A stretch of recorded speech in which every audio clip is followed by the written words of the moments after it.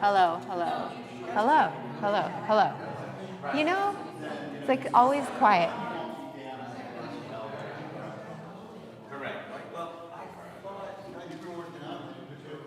Check, check, check, check, check. Okay, I can't turn that up apparently, or we just get feedback. We're leaving. Well, I go to camp too. I work there, so we're leaving like Thursday or Friday. Where do you go? Coleman. Yeah. There is a wonderful Jewish camp outside of Toronto. I looked at when my kids went there, now my grandchildren. Oh, that's nice. And if you ever want to connect to something, make dollars, which makes sense. A lot more. No, I was my Canadian friend. His son is going to college next year. Yeah. And he was, working, and I was like, oh, what a burden. He was like, it's $4,000. I was like, for books? And he was like, no, the tuition. Well, that's why my daughter is married to an Australian. Kids have Australia. They're Australian citizens as well. I think they call it in Australia. Amazing. All right. Woo! All right, I turned this up, but it's giving feedback.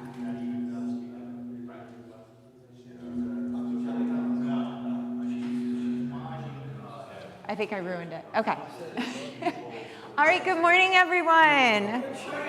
Shabbat Shalom. It is 9:01, so that means we are gonna get started. All right, let's sing. V'shamru b'nei Yisrael et ha-Shabbat la'asot et ha-Shabbat ledorotam berit olam. V'shamru b'nei Yisrael et ha-Shabbat la'asot et ha-Shabbat ledorotam berit olam. B'ni uvein b'nei Yisrael, oti le'olam, oti le'olam.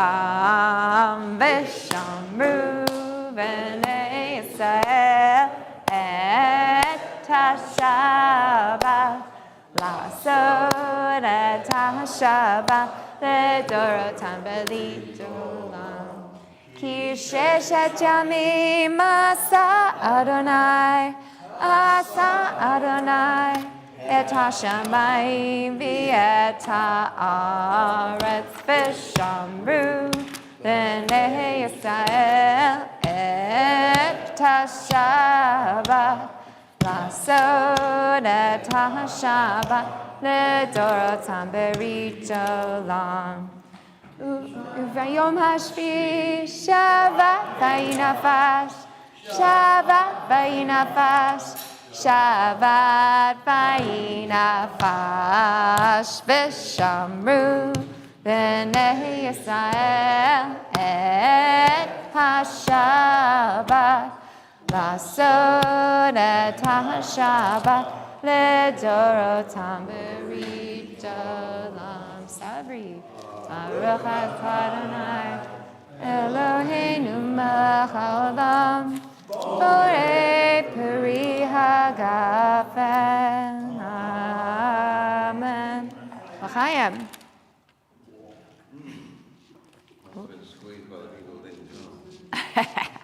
All right, our blessing for Torah study. Baruch atah Adonai, Eloheinu melech haolam, Asher kiddushanu b'mitzvotav, v'tzivanu la'asok b'divrei Torah. All right. Pleasure to be studying with you this morning. Rabbi Barris is either in Texas or Alaska at this point. I don't know. He was stopping in Texas, going to Alaska. So anyways, it's always a pleasure to get to study with this group, no matter how many people are on vacation. So I'm glad to be studying with you. We are looking at one of the most dramatic moments in the book of Numbers today, the story of the spies. Hi, Victor. So I'm excited to be able to study with you and to be able to study such a dramatic Torah portion. Yes, Joe? So you just said the story of the spies. Just microphone. Are they scouts or spies? Okay, so Joe just asked a question. You said the story of the spies, and I'm wondering, are they scouts or spies? Joe, of course, is an astute reader of our text and notices, as we will read it, we will read the story, notices that in fact the Torah never refers to this group as spies. Not a once. Always scouts. However, our rabbis refer to them as the spies and this incident as the incident with the spies. So there's actually a really wonderful Devar Torah that you can listen to, that I listened to this morning. That's why I'm looking at my phone, so I can tell you. Yes, I could tell you. I listened to something called Tashma. It's from Hadar. And David Kashner actually uncovers this whole root of why do we call them the spies, and actually does a really beautiful job connecting the spies to the story of Joseph. Oh yeah, I read. Okay, so there we go. So you already know. You're asking a question, you know the answer. It was actually pretty cool if you go back and take a look, because there's, the 12 tribes. There's also the 12 heads. I mean, the connections are amazing. It's really amazing. So you think about, a few of the highlights, okay? Joseph was sent, right, to go spy on his brothers. That's why they get that's one of the many reasons, right? Like, oh, I dreamed that you all bowed down to me. Like, that could anger anyone. But one of the reasons that his brothers hate their pesky little brother is because he tattles on them. He spies on them.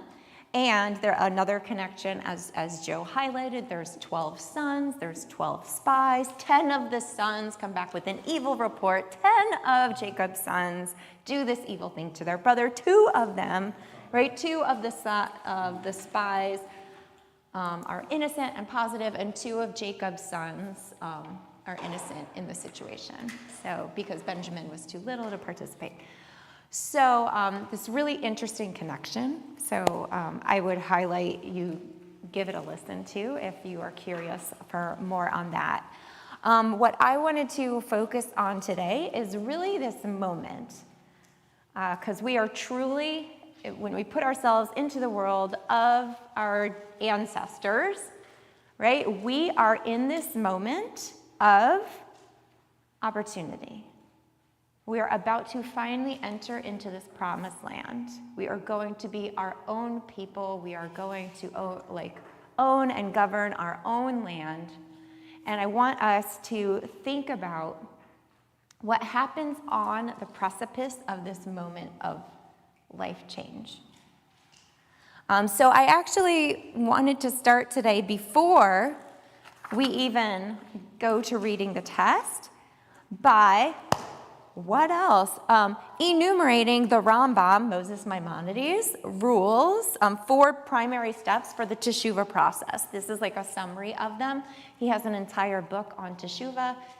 He's very easy to read for us. So if you want to look at it, I would suggest it.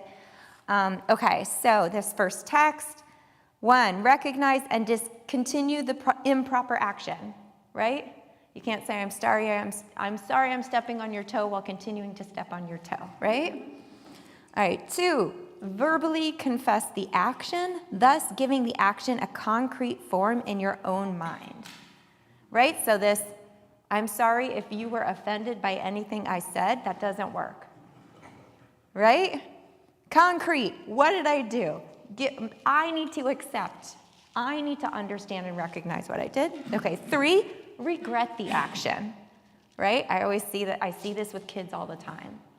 Mom, dad, the teachers forcing them to say, I'm sorry, and they are not sorry, right?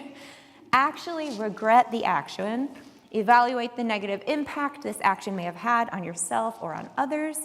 And 4, the most important and the often most neglected step, determine never to repeat the action. And that doesn't mean, I promise I'll never do it again. Picture a better way to handle it and give yourself an action plan, right? Next time I am in this situation, what am I going to do that is different? All right? So when my Izzy was he's still very emotional, but he was a very, very emotional little man. And he used to like hit kids and act, but it was just because he felt his feelings so strong when he was like 3. So we made a plan. What do I do next time I'm angry, right? So he needed time to cool down, right? And so some people count, some people do like breathing, you do the inhale, exhale. I don't know if you've seen that, it's a very nice thing. Those didn't work for him. He had to open and close his shoes. He's 3, so they were not tie shoes. So he would go down and undo his Velcro and then do them up again, right? Give him a time to breathe. Okay, so we have to make a plan, and there are, of course, 2 types of transgressions, those between us and God, and those between us and each other. Okay, so after we have reviewed this, you'll understand why I want to review it after we read the story. I want to think of what has happened to this particular group of people. Right? Here we are on the precipice of entering into the promised land. Who is this generation who is currently standing there? What have they experienced? Right? Because we want to have all of that in our heads as we read the story, so we have the context. Okay, so tell me some things you know about this generation. Slaves. They were slaves. First things first, right? They were slaves. They were slaves. They were born into slavery. They experienced it. They witnessed miracles. Okay, we should go into like what some of those are too. Yeah. They've never had the experience of caring for themselves as a free people. Oh, very deep. Okay, great. Yeah, so they've never had the experience of caring for themselves as a free people. There has always been somebody telling them what to do, when to wake up, how to spend their day, how to spend their time. Crossing the Red Sea. Okay, this is a generation that crossed the Red Sea. I just got back from Rome. There was a picture of this moment, and guess what color the water was in the picture in Rome? Red. So I thought it was really interesting because we know that that's actually a mistranslation.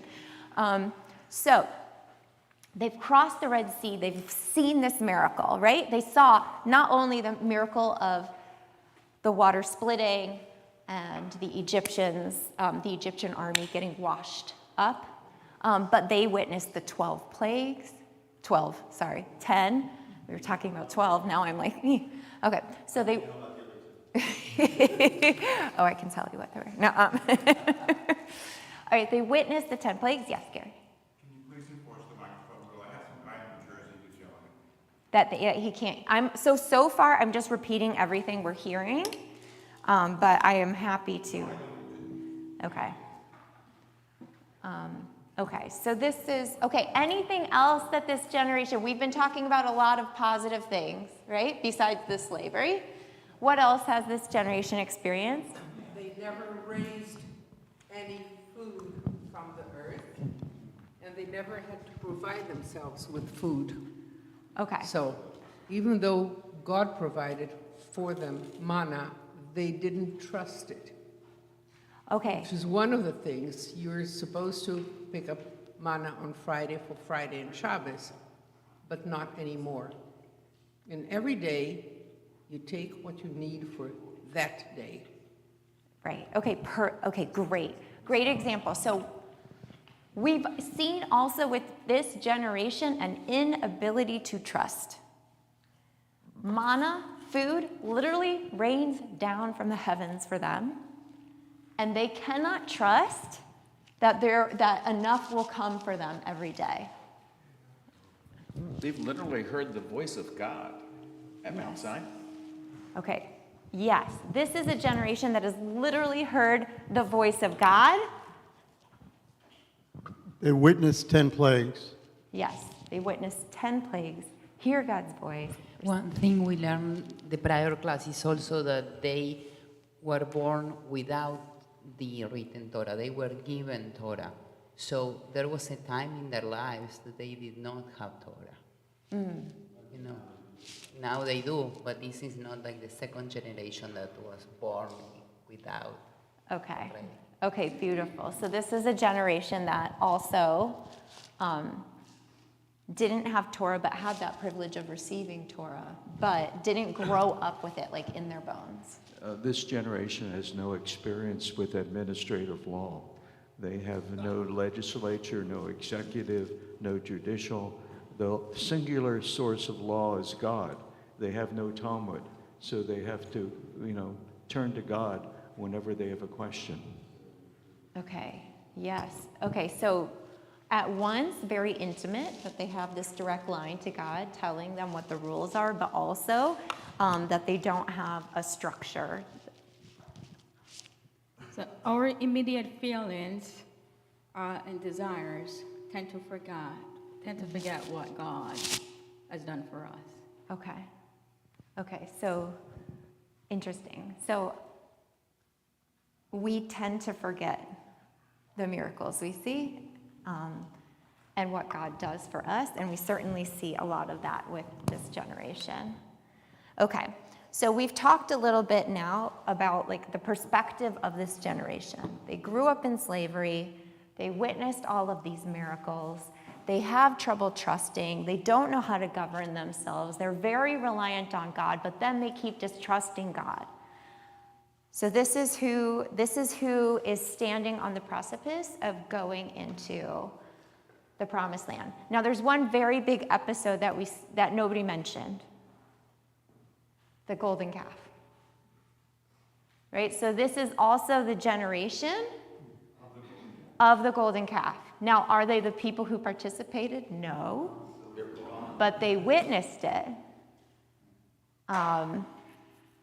They witnessed it, and did they speak up? Did they do anything to stop it? Not that we know of. Okay. You should add the spies. I'm sorry, what? You should add the spies to your list. Okay, so that's what we're about to do. All right, so we're going to now go into the story of the spies. Okay, so before... All right. No, let's read this story first. Okay, I'm trying to decide what order I want to do things. Okay, so I wrote on here, I apologize, reading Numbers 14, but it's actually 13. So Numbers 13 begins on page 1107 in this commentary. So if you have your own, that's okay. I am going to make people skip in some of the reading, okay? But we're going to start reading in Numbers 13, 1.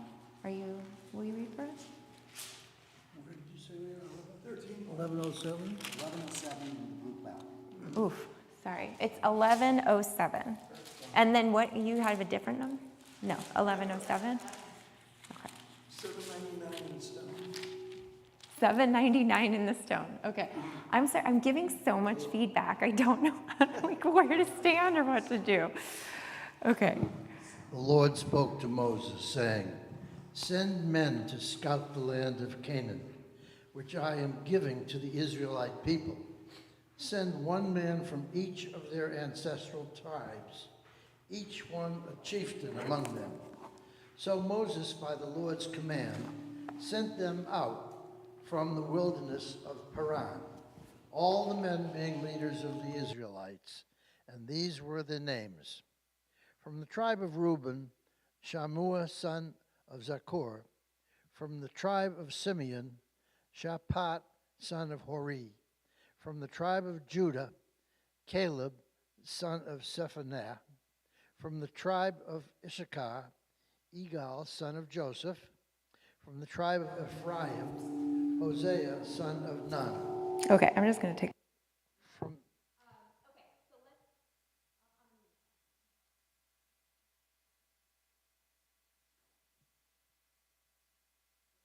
This is going to be our first pause because it gets redundant sounding, right?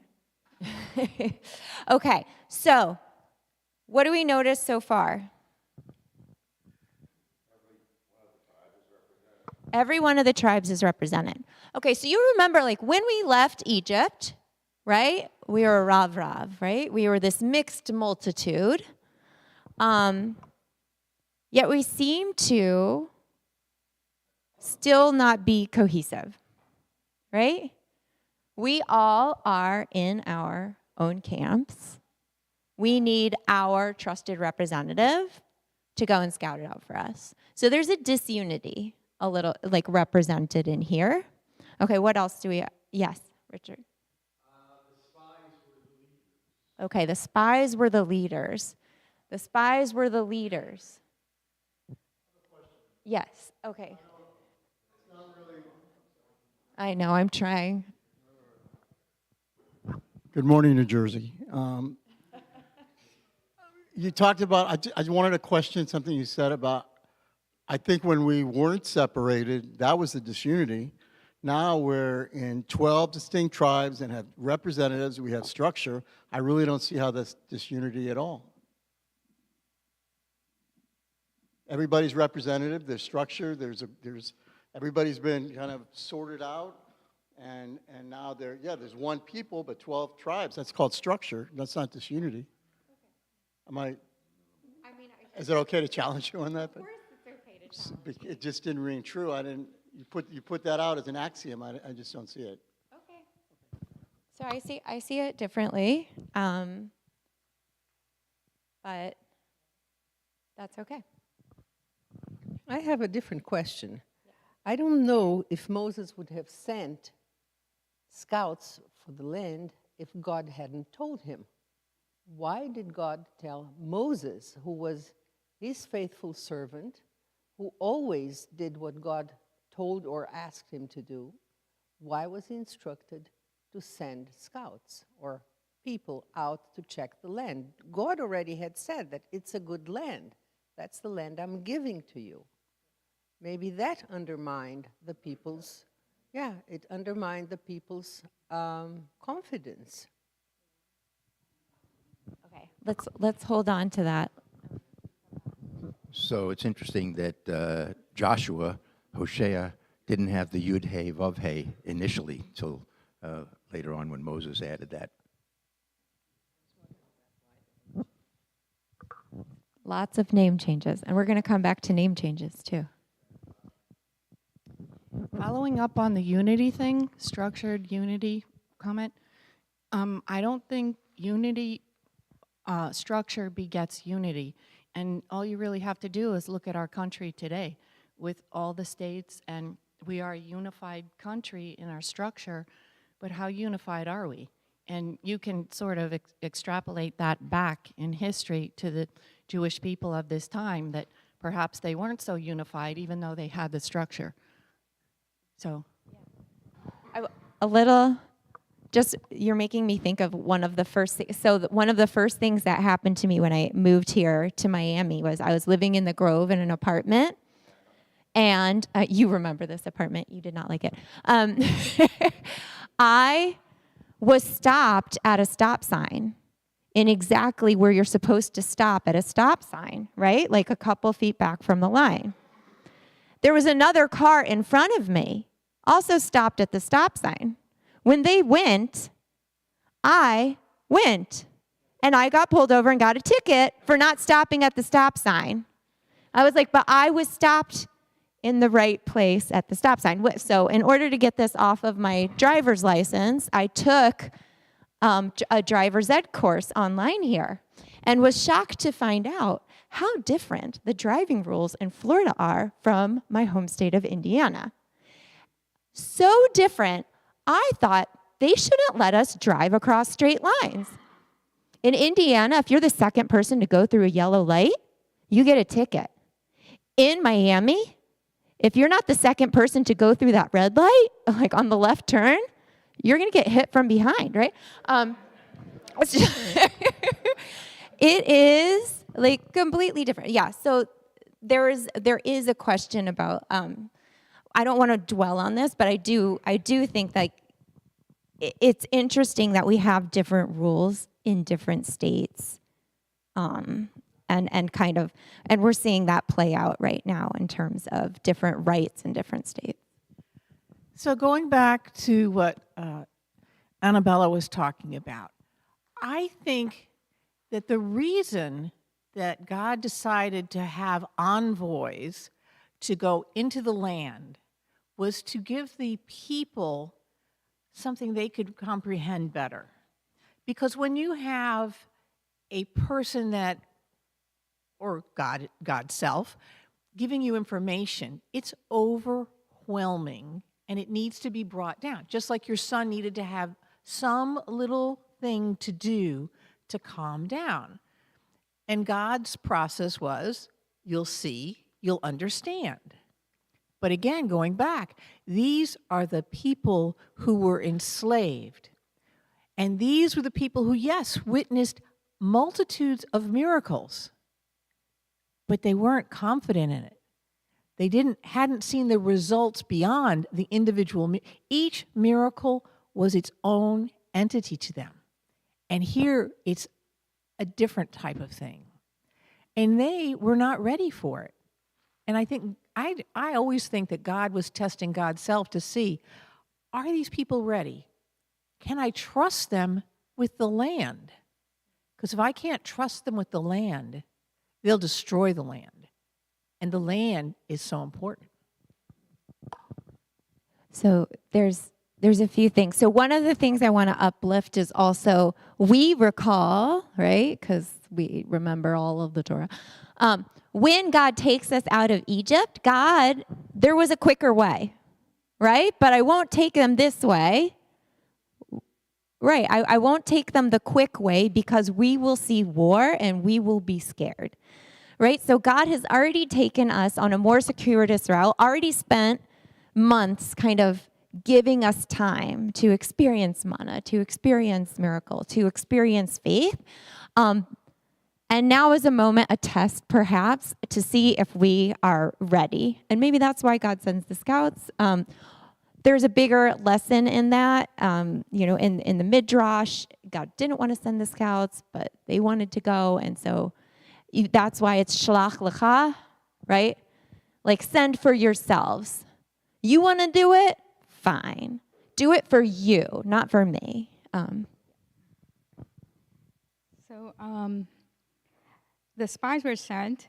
A possibility is that it's a teamwork between God and the people to enforce that everything's a teamwork between God and the people. God does his greatest work through the people. So we do something. It also seems like the people around had more faith. They believed so much they feared. Interesting. Okay. Oh my gosh, there's so many comments. We got to keep going though. Yeah, just to back up with what you just said, in the stone, the interpretation says, "Send forth men if you please," which means that they had wanted, God didn't really say, "Send forth men, I command you." He said, "If you please," which really means they wanted to send forward. They petitioned Moses to go ahead and look at the land before they went in.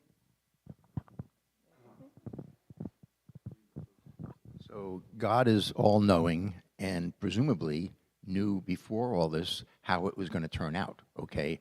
So perhaps he wanted this to happen so that he'd have an excuse to kill all the Jews who had been in Egypt before, so that there would be a fresh start with I don't know. One other thing occurs to me is that everything else that these people have experienced has been something that God has given them. Suddenly they're in a position where they are going to have to do something. They're going to go into this land and they have to take responsibility. And so far these people have not. Everything has been given to them. The sea opened up for them. The food came from heaven. All of a sudden now it's, here's the land. You have to clear it and take care of it. And all of a sudden, it's a different responsibility that these people have, that they're not so sure they're going to do it. So we have theology and psychology here, right? Like one theological, right? Not all of us believe that God is omniscient, right? But if we do come from that place of God being omniscient, then God knows what's going to happen. So perhaps there's a reason, like God needs to show that this generation and this mentality needs to die out. Or it's a psychological thing, and God maybe wants to see, are they primed? Are they ready? are they able to start to take care of themselves? Wait, Bobby was first. Sorry. This is really the first opportunity that God has to test the people, the first experience of free will. In reality, up to this juncture, God has been directing them, either directly or through Moses, what they're going to do. They didn't have the latitude to exercise free will. God is testing them, giving them the latitude to exercise free will. Are they going to make the right decisions, or are they slaves waiting for someone to tell them what to do? Okay. I don't understand. Up above there, it says that these were the men, and these were the names of all the men that they sent out. And yet, the story goes that the ones who were sent out were Caleb and Joshua. You Right. know, so Caleb who- and who Joshua, went? and then the other 10. I mean, They all went? they all went. Because the story, sometimes just says the two of them went. Well, because they're the ones who come back with the good report. Okay, so all right, so we're going to go a little bit further. Okay, so we're going to skip to verse 17. When Moses sent them to scout the land of Canaan, he said to them, "Go up there into the Negev, onto the hill country, and see what kind of country it is. Are the people who dwell there strong or weak, few or many? Is the country which they dwell in good or bad? Are the towns they live in open or fortified?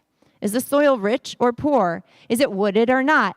And take pains to bring back some of the fruit from the land." Now, it happened to be the season of the first ripe grapes. All right, this is where we get beautiful iconography, right, of people carrying these grapes. Okay, they go, they scout the land from the, notice where? Wilderness of Zin to Rehob, okay, Lebohamath, these are not the important ones. They went up into the Negev and came to Hebron. Okay. Hebron, I have this in your handout. From Genesis 13. Okay, text number 2. We're going to skip text number 1 for now. Why is Hebron important? Bobby, will you read text number 2 for us? Genesis 13, 14, 18. Yep. And Adonai said, Yeah. And Adonai said to Abraham, after Lot had parted from him, "Raise your eyes and look out from where you are, to the north, south, to the east, and west. For I give all of the land that you see to you and your offspring forever. I will make your offspring as the dust of the earth, so that if one can count the dust of the earth, then your offspring too can be counted. Up, walk about the land, through its length and its breadth, for I give it to you." And Abraham moved his tent and came to dwell at the Terebinths of Mamre, which are in Hebron, and he built an altar there to Adonai. Okay, so the scouts are doing the Abraham walk. They go to Hebron. Hebron, the very place where Abraham is promised this land. All right, so within our text, we're seeing this. It's like rubbing salt in the wound, because we know that it's going to be a moment of distrust and of treachery. Okay, so they go to Hebron. Now, Hebron was founded by 7 years before by Zone of Egypt. Okay, they reach the Wadi Eshkol, and there they cut down a branch with a single cluster of grapes, all right? It had to be borne on a carrying frame by 2 of them, right? The grapes, I mean, I know grapes are very expensive at Publix, but these would fetch a much higher price, right? They're huge, all right? And they get pomegranates and figs, and the place was named Wadi Eshkol because of the cluster that the Israelites cut down. They were playing with Eshkol, and which means cluster of grapes, which also, if you guys, there's whatever, it doesn't matter. I don't need to do. Okay. Okay, at the end of 40 days, right? They returned from scouting the land. They went straight to Moses and Aaron and the whole community at Kadesh in the wilderness of Paran, and they made their report to them and to the whole community as they showed them the fruit of the land. Okay, so at this point, we didn't hear anything bad. Nothing. Interesting, right? All right. This is what they told them. We came to the land you sent us to. It does indeed flow with milk and honey, and this is its fruit. However, the people who inhabit the country are powerful, and the cities are fortified and very large. Moreover, we saw the Anakites there. All right? And the Amalekites dwell in the Negev region. Hittites, Jebusites, Amorites inhabit the hill country. The Canaanites dwell by the sea and along the Jordan. All right, so we've heard of most of these people before. Anakites are giants. All right. Caleb hushed the people before Moses and said, "Let us by all means go up, and we shall gain possession of it, for we surely can overcome it." Okay, so we saw the land. It's good. It's flowing with milk and honey, but guess what? Every army, every enemy, giants, all of these other people, they're in the land. And Caleb's like, we got this, okay? But the men who had gone up with him said, "We cannot attack that people, for it is stronger than we."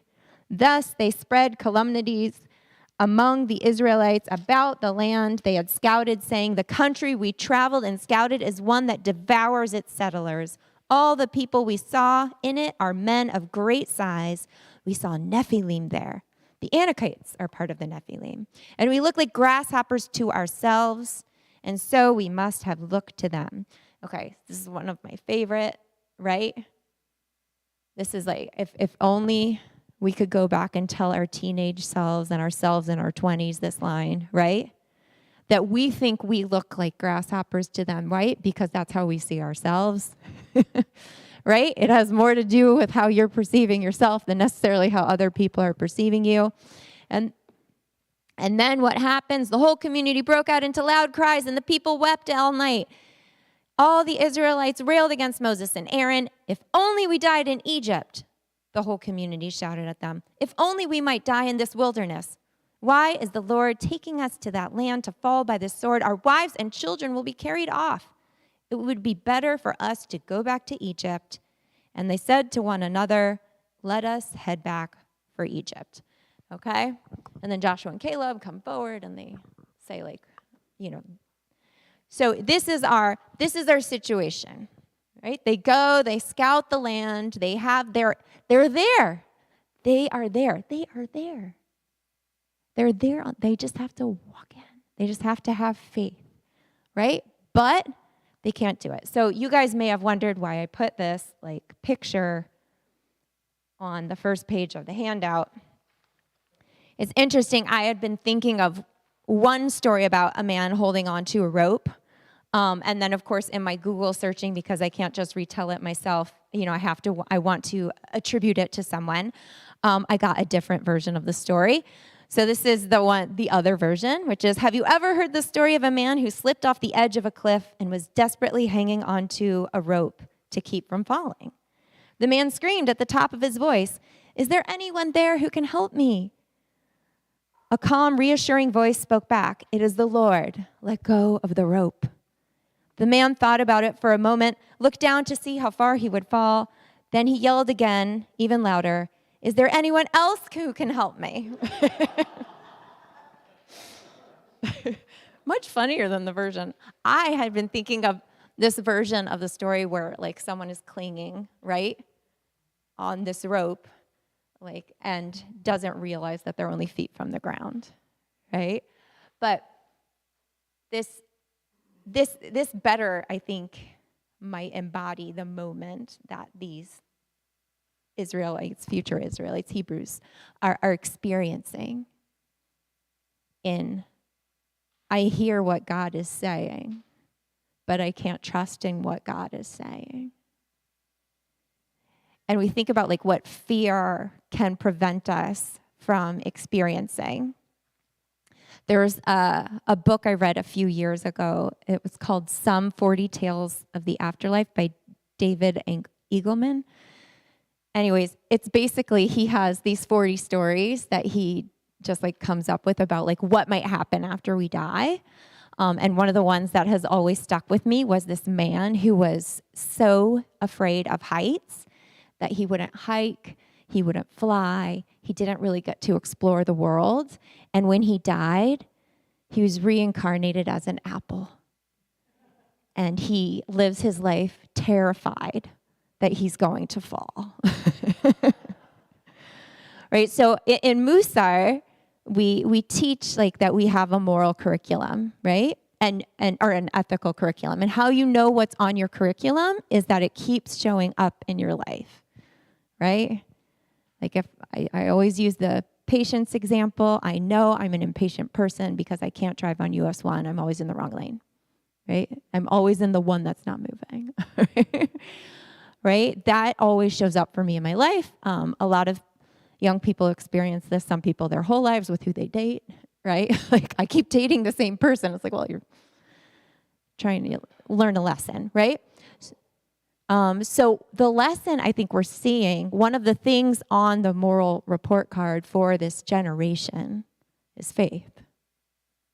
And that faith keeps showing up again and again and again. So here we are in this moment. They have the opportunity to go into the promised land, but they send the spies, the scouts, and they come back with this report, right? 10 saying, we can't do it. There's this other people in there. Notice how their story gets worse once Caleb speaks out. Before it was, these are the other peoples that are in the land, but then it turns into the land devours its inhabitants. There are giants in the land. We are grasshoppers, right? And then I didn't include this. So Joshua speaks up. If you look in 14:7, the land we traversed and scouted is an exceedingly good land. If the Lord is pleased with us, he will bring us into that land, a land that flows with milk and honey, and give it to us. Only don't rebel against the Lord. Have no fear for the people of the country, for they are our prey. Their protection has departed from them, but the Lord is with us. Have no fear of them. So they don't disagree that there is a mighty people in the land. They agree the land is flowing with milk and honey, that it's a good land. They never say it's going to be easy, but they say God is with us. They show us what faith looks like. When you read 14:4, I think you skipped a part of that message, because it says, Nitna rosh v'nashuva Mitzrayim. They said to each other, let us appoint a leader and return to Egypt. And let us appoint a leader part is something you did not mention. Well, it's okay, so it's not in the translation. It's also like not where I'm trying to go. There's so many ways to go, but thank you. So I draw a parallel to today. So whether it's 10-2 or 6-3, go with the minority.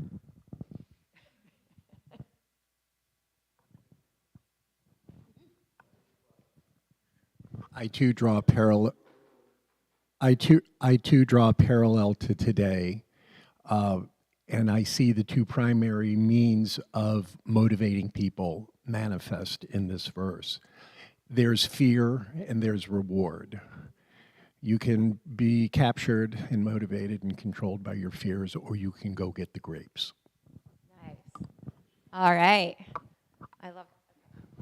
I don't know how many of you watched the alternate debate on Thursday night between the three presidential candidates, but I won't make this political, but one of the candidates pointed out that the choice that the people face are between fear and hope, which you just previously said. And that applies here. 10 spies say fear, fear, fear, and 2 spies say hope, hope, hope. Beautiful. Okay, fear versus hope. What is going to motivate us? Right? What do we have to do to be able to get over our fear? Can our hope outweigh it? Okay, so here, all right, I'm going to go back. So I have some questions that I put on the text just briefly. Should the spies have been surprised that there were powerful people in the land?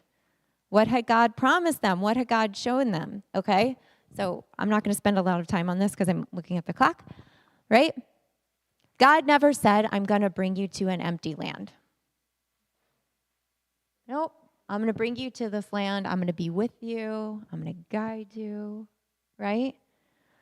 But this is the bigger question, and which is why I put the teshuvah there. Have they really changed? Not yet. Okay, I'm hearing no's and not yet, and that they're not ready, right? So I think about one. Oh, okay, let me give this to Annabella. When God says, I'm giving you this land, he didn't say you're going to have to fight for it. When somebody gives you something, you just assume there's no string attached. I think it would have been better had God said, this is the land that I'm promising to you, but you're going to have to fight for it. They would have different expectations. I think that giving you raises different expectations. Gift versus working for it. Yeah, that's interesting. I don't want to go down there. I do think about like the censuses that have been being taken and how they were for fighting age men. Like, are they really that like unable to connect the dots that they're, and the way that they're being positioned, right? When you talk about unity within division, right? When you're an army and you have brigades, right? You have division and unity in terms of your mission and what you're trying to accomplish. But it's very interesting. It's an interesting thought. Okay, so I want to go into this idea of the nature of the spies. And not just the spies, right? But they're representative of the whole, of the people's failure in this moment. And this idea that perhaps they're unable to imagine anything different than what they've experienced. Right? Because when they have experienced God's miracles, they've been passive. They haven't been active participants in the miracles. I mean, they put the Paschal lamb out in their yard for 3 days, but otherwise, they sat by, right? So now that they're being called to take part and to be part of it, it seems to me that they can't imagine, right? So we have this text number 3, Baruch E. Levine, who says, whether to trust they have this option of whether to trust the bare word of God's promise or to have their vision limited by one of the observable realities before them. Right, I listen to podcasts sometimes. I listen to this great podcast that talked about how we can imagine things that don't exist, right? Like a pink elephant, we can imagine. But we can't imagine things that we don't have any grounds for, right? That's why when we have alien movies, they always like kind of look like people or like an animal or something, right? That exists. We have trouble imagining something we've never seen before unless it's a combination of things we've already seen. So here's a people enslaved, powerless, who has this amazing, miraculous experience with God, where they are made powerful, but not really, right? Because their power comes from the higher power. They're still somewhat powerless. They can't yet imagine themselves as powerful, as able to do for themselves. So what I thought was really interesting about this text is, right, we talk about teshuvah all of the time, right? It's one of my favorite things about Judaism, the teshuvah process, because it's, as Maimonides says, the goal of Judaism is not to be a good Jew, it's to be a good person, right? And it really does teach us to do better and to grow, and that our whole lives is about growth and never imagining that we have achieved the heights of our growth. We can always do better. But here we have this text where our people are put, again, in a situation, right? They've been put in situations where they're asked to just have faith in God and trust and move forward multiple times. And we keep failing, right? Nachshon was the brave one who walked into the water, right? And here we have Joshua and Caleb, the brave ones coming back. There's this quote by Adine Steinsaltz. All right, we can read that. I feel like we can read that. Sure. Broadly defined, teshuvah is more than just repentance from sin. It is a spiritual reawakening, a desire to strengthen the connection between oneself and the sacred. The effectiveness of teshuvah is thus frequently a function of one's sense of distance from the sacred. The greater the distance, the greater the potential movement toward renewed connectedness. As one Jewish sage put it, a rope that is cut and retied is doubly strong at the point where it is severed. All forms of teshuvah, however diverse and complex, have a common core, the belief that human beings have it in their power to effect inward change. All right, so I love this quote for many, many reasons. For the reasons of this, two things, right? One is that we're back to a rope metaphor, right? So there's this, Maimonides talks about all of the midot, like all of our qualities, being like cords. When you have a rope, how it's made up of a bunch of different threads, for lack of a better word, right? And they're twisted or braided together, and it makes it strong. So that our midot, our qualities, connect us to God. Right? And then when we break the connection, right, when we sever it, we lose that, right? But if we make teshuvah, we tie a knot. And what happens when we tie a knot? It's stronger in that place, and the rope is shorter, right? So the Talmud gives us this beautiful quote: in the place where the Baal Tshuva stands, even a full tzaddik cannot stand. Right? Who's closest to God? The one who messes up and then makes it right. All right? So I'm giving you these texts because we tend to wax rhapsodic about teshuvah, right? It is this wonderful thing. You get closer to God. The person who did it, you never mention their old life, right? That's another great story from the Talmud when Rabbi Yochanan calls Reish Lakish, after he's become this great rabbi, calls him a brigand, right? Calls him like a robber or gangster, right? And they die, right? Like he dies of a broken heart because his friend has insulted him.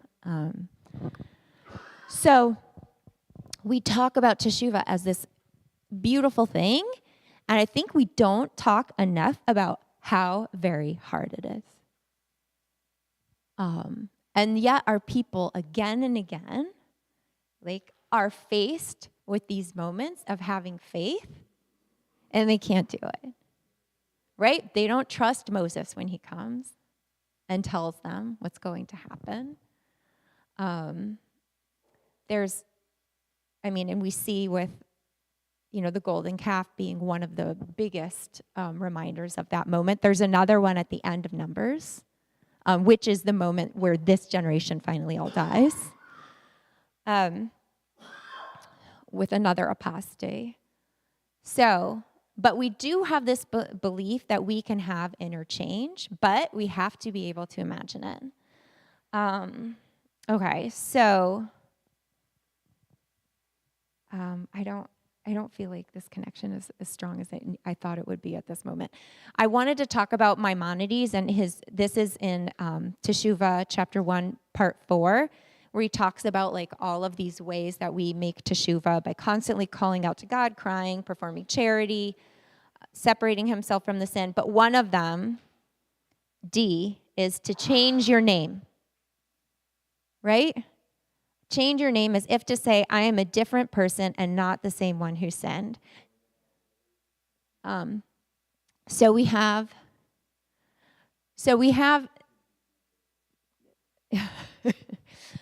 I heard you. Okay. So we have this moment of changing names, right? And we see name changes in the Torah, right? There's subtle ones, like Caleb and the addition of the Yud or the Hey, right? That we see with Abraham and Sarah, right? And then there's dramatic name changes, right? The most dramatic name change, Jacob. Yeah. Everybody else were like gaining a Hey or a Yud, right? It's still like kind of a nickname of the name. But Jacob, completely different name, right? None of those same letters, right? Yisrael. So one of the things that I always find fascinating about this, right? We have the wrestling story. We have the teshuvah. We have him going and apologizing to his brother who he's wronged, right? We have the reunion. There's so much to unpack with it. But one of my favorite aspects of it is that you're right. You will no longer be called Jacob. From now on, you will be called Israel. And then in the next chapter, what is he called? Jacob. Okay. So this, we think teshuvah is easier than it is. And even when we make it, even when we have these breakthroughs, we still slip back sometimes, right? So how do we really create a new reality for ourselves? What are the barriers we put in place? How do we make sure that we don't regress, that we don't slip back, that we really will do something different the next time, right? And it doesn't mean that those aspects of our personality are no longer there, right? But we're exercising different ones, right? So how do we get there? Okay, so one of my favorite teachers, Rabbi Shai Held, also of Hadar, number 7. But Numbers introduces a far soberer note. For all its centrality in Jewish thought and spirituality, change is extremely and sometimes excruciatingly hard to achieve. The Israelites trek through the desert and end up right where they started. So he's highlighting this, right? That here we are in Numbers. They've had this whole experience. They've gone the long way around. They've experienced all of these things, but they haven't moved an inch, right? He's not talking about physically, right?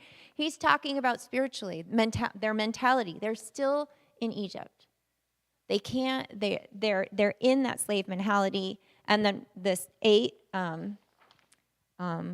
Frothheim in his commentary Pentateuch, one can take the people out of Egypt, but it proves more difficult to take Egypt out of the people.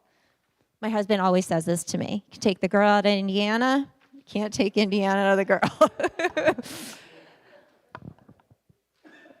Right, so this is a generation that is trapped in this mentality in terms of what they are able to see. So we could stop there, and this would be very depressing. You're welcome. No, I'm just kidding. We're going to go a little bit further because this is not where the book of Numbers ends, right? We are going to see, you will see as you continue to study, right, that then when this generation dies out, everything changes. Everything changes. It seems so easy after this generation dies out. God gives instructions, they do it. They're able to imagine something different. They grow up not with, the slavery in their bones and not knowing Torah. They grow up with the story of Torah, with miracles happening around them every day. And they can picture a different lives for themselves. And that's the generation that gets it, right? When they go into the land, they do not enter an empty land, right? The first stories in Joshua, right, are miracles that happen in fortified cities that no army can conquer, right? But the walls come tumbling down, right? So it is hopeful. So I want to just do two more things and then we'll talk a little bit. I'll let you guys make your comments. So 9. Can you read 9? The Israelites' determination to sin is more than matched by God's determination to bless. God will fulfill God's promise. Of that, there is no doubt. The only open question in Numbers is who will be the recipients of the benefits of that promise. I love this because this is God more than we are attached to our sin. God is attached to blessing. God wants to give this to us. God wants us to grow. God wants us to enter the promised land. God wants us to have a more just society, one that's going to be a light unto the nations. God wants to bless. I love this. It reminds me, again, of my favorite text in Esther when Mordecai says to Esther, if you don't do this, salvation will come from someone else. Right? God has a plan, be part of it or not. So this generation isn't going to do it, but one generation will. Hopefully it's the next. How hopeful is that? You know, last night I talked about my time in Rome and like how depressing it is like to think about behold Dorvador, right? In every generation they have rised up to conquer us, right? And, you know, and as we say, like they tried to conquer us, right? We lived, let's eat, right? But a lot of people didn't live, right? A lot of people were wiped out, and we can be really depressed about it and think that it's perpetual and think that it is inevitable, or we can look at this and be hopeful, and we can imagine something different. So the last like little figure I gave you, there's so many of these. I love these perspective ones, right? But we had 12 people that went out and saw a land and saw the exact same thing and came back. 10 with fear and 2 with hope, right? What do you see? You know, do you see 2 people facing each other? Or do you see a chess piece, right? It's all about perspective. Our realities make real the world, right? The way we see things is the way we experience the world, right? That's what we're taught from the very beginning, where words defined our reality. And so we have to be careful with our words and also try and allow the blessings and see the blessings and let go of the sin, right? Let go of the past, put it down so that we can experience a different future. We heard a sermon last night again from Central Synagogue that stresses this point. He starts with, who wants change? Everyone raises their hands. Who wants to change? All the hands go down.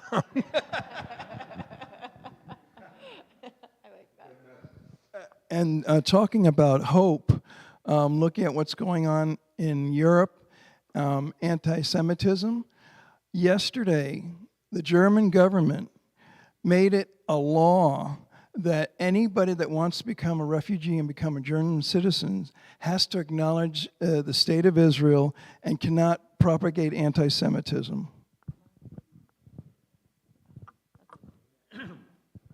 I think it'd be a missed opportunity to leave this Torah portion without relating it to the Supreme Court decision this week of the Chevron deference. I mean, basically, this is Jews' first attempt, this Torah portion, at self-governance. And they set up this committee, they send out the spies, and they come back and there's ambiguity in the report. So how do they deal with the ambiguity? The Supreme Court says it has to go back to the legislature. It has to go back to the judicial system. The committee itself cannot determine what the outcome is. So this is an early question that was resolved this week by the Chevron deference.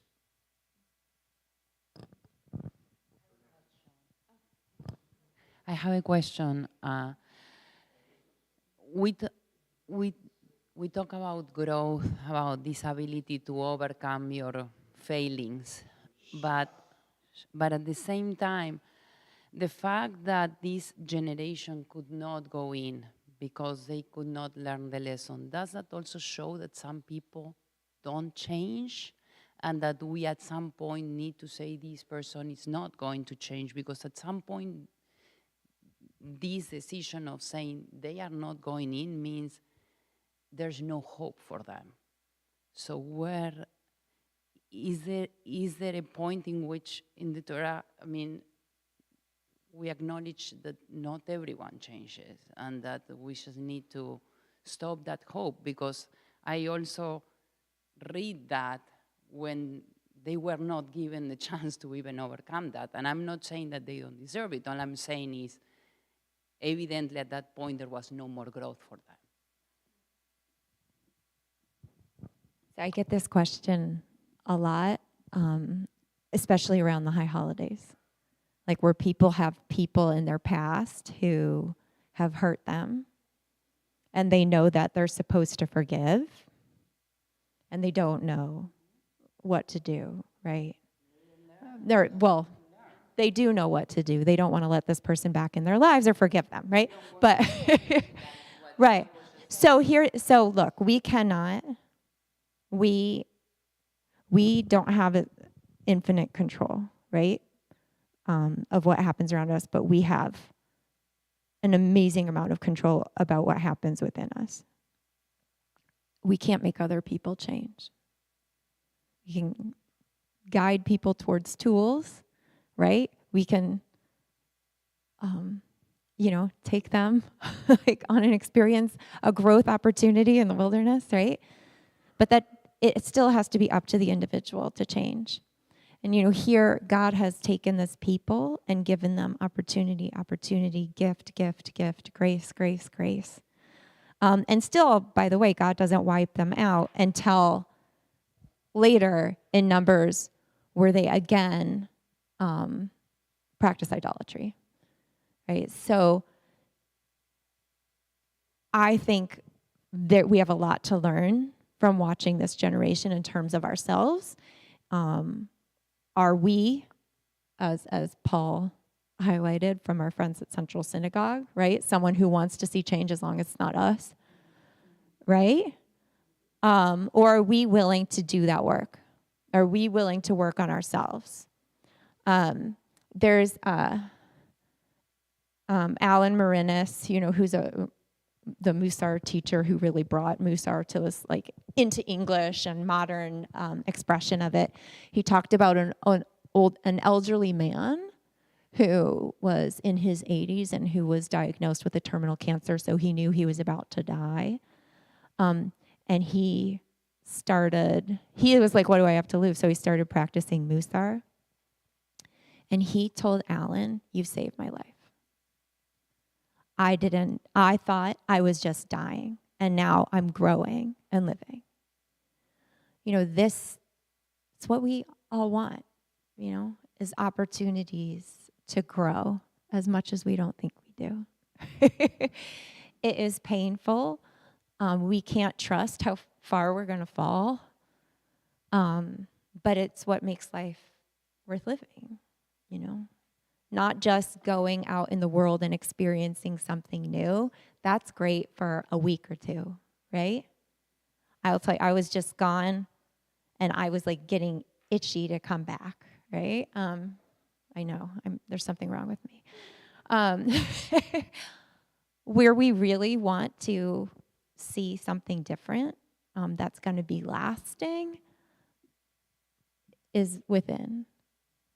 And God gives us that opportunity, and the Torah gives us that opportunity, and it challenges us constantly to be better than we are.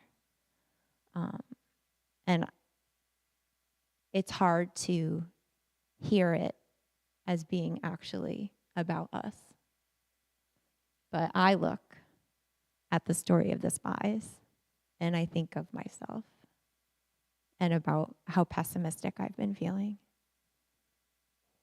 And challenge myself, and I hope you'll challenge yourselves too, to say, like, how can I be a Caleb in this moment?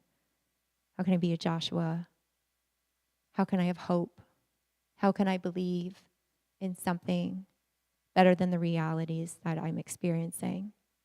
How can I imagine something, maybe something I've never even seen, that is better than even the miracles, the many miracles that are next to all those persecutions that has happened to us.